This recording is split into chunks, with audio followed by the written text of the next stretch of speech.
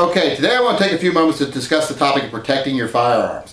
And we're going to talk about all the different things you need to protect your firearms from, such as wear, theft, getting into the wrong hands, fire, just all kinds of different topics we're going to discuss here. And we're going to try to do it as quickly as possible, but that is the topic for the day, protecting your firearms. Okay, the first thing we're going to discuss is protecting your guns from wear, and that is simple. Keep your guns clean, keep them stored properly, and a gun will last you a lifetime. I'm betting even polymer guns will last multiple lifetimes if you keep them clean and keep them stored properly. So keep them in a well-ventilated area, keep them where they're not getting too damp, keep them in a place where they are clean, clean them after you use them. A dirty gun corrodes more easily, it rusts more easily, it pits, so keep them clean, keep them stored properly. One mistake I always notice a lot of people say about storage is they talk about how their gun safe isn't airtight and they're trying to airproof to make their safe airtight. You don't want your safe airtight. You want air to be able to flow through your gun safe or anywhere you store your guns. The thing is, you want to make sure the temperature inside the safe is a little bit warmer than the temperature outside the safe. That way moisture goes to the exterior of the safe and it stays nice and dry inside. Goldenrods are the best way to do that, and you can also keep dehumidifiers in your safe. But not airtight, just keep them dry, keep them clean, and keep them stored properly. Okay, now I want to talk about keeping your guns out of the hands of children. Now to me, this is the most important topic of protecting your firearms, because not only will you lose your firearms if you have an accident that way, but you can lose your child also, or you can hurt someone else's child. So, because kids seldomly play with things like this alone, they usually have help. So, the most important thing with your firearm is protecting them from your own children and from your children's friends. And in that case, most any type of deterrent is going to work. Trigger locks, a gun cabinet, gun safes, anything like that. Don't try just putting them up out of reach, because kids can climb things. They're like little monkeys. They can get anywhere they want to go. Don't try hiding them. Kids find things. Especially if they ever notice you go to a certain place and come back, they're going to want to know what's in that place. So hiding them doesn't work, putting them up high doesn't work, but any type of storage device does. Anything that requires a combination or a key or a code or anything like that to get into will stop your child as long as they don't have that key, combination, or code, and make sure they don't have it. So as far as protecting them from your children, just make sure if they're not on your person that they are locked away. Even if it's just a drawer with a lock on it. Lock them away. Make it to where kids cannot get to them without you knowing it. Because kids will usually only do something if they think their parents won't know. Now if they have to break a lock on a drawer to get into it, they're going to know, well, Dad's going to notice I broke his lock. They're not going to do that. So, like I say, just keep them locked away if they're not on you, and you'll be safe from getting your kids' hands on them. Doesn't have to be Fort Knox. Just has to be a deterrent. They just have to know this is something I can't touch, and if I do, I will be known that I touched it, and also just any kind of level of security that they can't overcome easily. Okay, thieves. Thieves are another thing you have to protect your guns from. But we have to know about we have to understand thieves a little bit before you can know how to protect yourselves from them. Well, an important thing about thieves is you need to make it to where they can't easily get away with it quickly and quietly. So if you have a small safe, bolt it down. Tether it to something. Cable it to the bed frame of your bed if that's all you have. Big safes, they're not going to run out with them. They're not going to get in them. A lot of people have this mistaken idea that they have to buy a really expensive safe to be protected against thieves. Well, 99.9% of all thieves are going to be opportunistic. They're going to take what they can get easily and quietly. They don't want to make a lot of noise, and they don't want to be there very long. Now, if you have been targeted by a professional level thief who knows what you have and they know they want to get it, gun safe, whether it's a $300 gun safe like these behind me, these are cheap $300 gun safes, or up to a $3,000, $4,000, $5,000 gun safe, is not going to stop them. Trust me. I renovated a building over in Portland one time that had an industrial grade safe in it. Much heavier and bigger than anything you're going to have in your home for a gun safe. I called a locksmith to try to have him come open the door, and he's like, well, do you want to save the safe? And I was like, no, I don't care about saving the safe. He said, oh, well, I can have you in 15 minutes if you don't want to save the safe. He came over, and with nothing but a grinder and a pry bar, he had the side and the top off the safe in no time.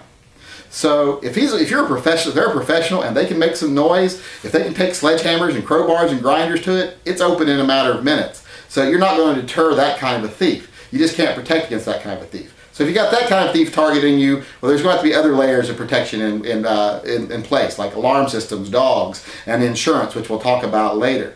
But as far as stopping the common criminal, most any safe will do it, as long as they can't just pick it up and take it with them. Now don't think just because you put your safe in a lockbox and slide your lockbox under the bed, it's safe. Because they're going to grab that lockbox and take it with them when they go. They're going to think there's guns, jewelry, money, something in there. That's an enticement to take that safe. most criminals aren't going to have as much as a pry bar with them. They're going to come in, grab something, go. So most any safe is going to protect you against a criminal as long as that safe is secured and is something that you can't just walk away with.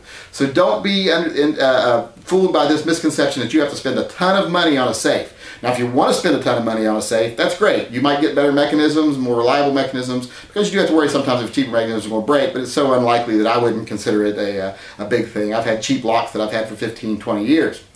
But but if you want something that's nicer, you want something that's bigger, you want something that's pretty, you want a big bolt thing on the front, there's nothing wrong with spending a lot of money on a safe, but don't fool yourself into thinking you have any added security. Because that $300 safe is going to protect you from just pretty much the same number of criminals that $3,000 safe is. They're both going to protect you from the common criminal, neither of them are going to protect you from the determined professional. Fire. Fire is another thing that can damage your guns, and fire is another thing a lot of people worry about. Chances of your house burning down, probably not the greatest chance in the world, and if it does, chances are your guns are not the worst thing you're worried about, because you can always buy new guns. But if you want to protect your guns against fire, well, I hate to say it, but you're kind of out of luck. Because most fire-rated safes are only rated up to temperatures that if the fire gets near them. If they're actually in a fire, I have a friend who is an ex-fire marshal, and now he's an insurance investigator, and he has told me he has cut out more melted guns out of fire safes than anything he's ever seen, than anything else. And he says they just don't do what they said they do. Those UL listings, the manufacturers actually do their own testing under their own conditions, and then they apply for approval from UL, provide their own statistics, and pay a fee to get that rating. So that rating doesn't really mean anything. And he has told me on multiple occasions that it is sometimes better to have a total loss than it is to have a fire safe that sort of protects your guns. Because then you end up with guns that are damaged, and then the insurance company starts pressuring you to try to have them repaired or try to have them fixed, in some way, instead of just paying you for your loss. It's sometimes greater to have just an all-out loss. So in my opinion, in fire, if I ever have a fire with my guns, I hope they're just a total loss. I don't keep anything that are heirlooms here on the property. The only heirloom guns I have are kept in a safe deposit box at the bank. So if I had a fire, I just want everything to be gone. I don't want the insurance company to write me a check, and I want to go buy new firearms. So like I said, to just sum it up, don't trust your safes to protect you from a fire, because they're probably not going to protect you from a fire. So make sure you have another layer of protection in place also in that, like insurance. Okay, as I've said in the other topics, you always need something else on top of your physical protections of your firearms, and that is insurance. And because if you ever have a fire, if you ever have a theft, if they manage to get past your physical levels of security, you're going to want to have some way to replace your firearms, and that is insurance. Now, one thing I want to caution people against, it's great to get that little policy from the NRA, but when you start having to pay for insurance from the NRA, when we priced our insurance for a replacement of my firearm, we compared the insurance from the NRA against just a general rider on our homeowner's insurance. It was literally 12 times more expensive to get insurance on my firearm, and we're talking a $40,000 policy at that time. For my firearms. $50,000 I think is what we ended up with on our homeowners, and it cost us literally 1/12 of what it was going to cost to get it from the NRA. All we did is we added a rider on our homeowners policy that covers my firearm collection. And it was not expensive. I mean, literally our homeowners insurance is like $38 a month or something like that on our mortgage, and it added like $4 or $5, $6 to it, and that's all it really added. Now it might be different for you, but that's what it added for me. But so like I say, make sure you have insurance. If you get your firearms lost to a fire, lost to theft, anything like that, you're going to want to have insurance to replace them. So outside of keeping guns out of the hands of children, having insurance is the #1 important thing to protect your firearms.